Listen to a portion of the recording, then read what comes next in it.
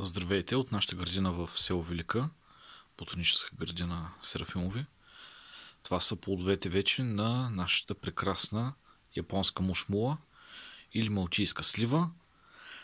Едно прекрасно красиво дърво с изключително вкусни плодове. Тези са вече първите озрели, а тези още ги чакаме, но няма да ги чакаме много дълго.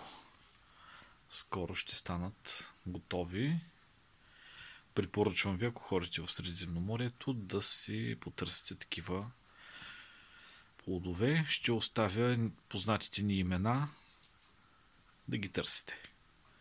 Добре дошли сте в нашата градина, в село Велика, ботаническа градина Серафимови, за да научите още интересни факти за дървото, както и за нашата колекция от растения. Чакаме ви!